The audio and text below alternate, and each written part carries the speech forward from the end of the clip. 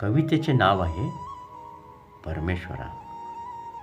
जगदीशा परमेश्वरा ईश्वरा, जगदीशा परमेश्वरा ईश्वरा, दया करा दयाधना.